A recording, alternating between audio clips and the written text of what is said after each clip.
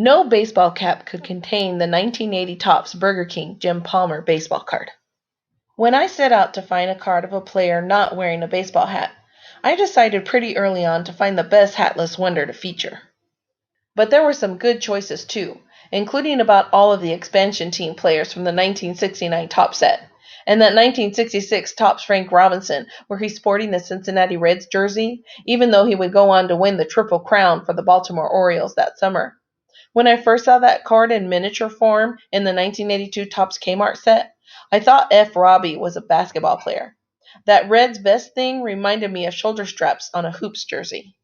I digress, but only slightly, because Robinson spent the 1966 season and a handful more toiling alongside a young pitcher by the name of Jim Palmer. Eventually, they'd both land in the Hall of Fame.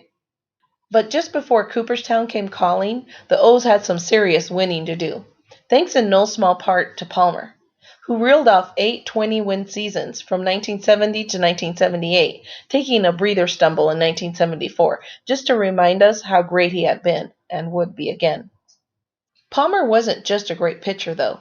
He was, and is, I suppose, a real looker. And if you weren't sure about that, you could just ask him. But you didn't really have to ask him, because Palmer showed up everywhere, including those famous/infamous jockey underwear ads. You just knew he'd have a TV career when all was said and done. And he did/does, though I'm not sure how primetime sitcom slots have eluded him all these years. What didn't elude Palmer was a head of the most lustrous hair you'll ever find on a dude, even if it eventually froze into a Sean Cassidy 70s featured sculpture of Flo and stayed there. You could see Palmer's hairdo coming from a baseball field away. And even today, you'd be hard-pressed to find a handful of players 50 years younger than him with better locks. All of which is to say that it's no surprise Palmer turned up on his 1980 Topps baseball card, sans baseball cap. The Orioles were hot items, having narrowly lost the 1979 World Series to the We Are Family rendition of the Pittsburgh Pirates. And even though Palmer slid to a 10-6, he was still a superstar. And still gorgeous.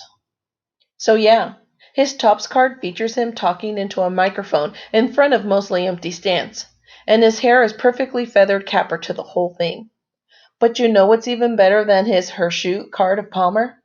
His 1980 Topps Burger King card. I mean, it has the same basic design as the base card, but it also has a BK Hamburger logo in the upper left-hand corner, 40 years before every website would have its own little hamburger thing. And the picture? Well, it very well could have been taken on the same day as the one from his base card. But the BK picture comes later, after Palmer has worked up a sweat that imbues his tan skin with a sun-kissed sheen. And his hair, though not quite as perfect in the interview card, has motion to it, like it's fluttering in the Memorial Stadium breeze. No hat could hold it. And if this card doesn't make you want to head out to the ballpark or to your local diamond to smack some of your own, well, sir or madam, I'm afraid I can't help you.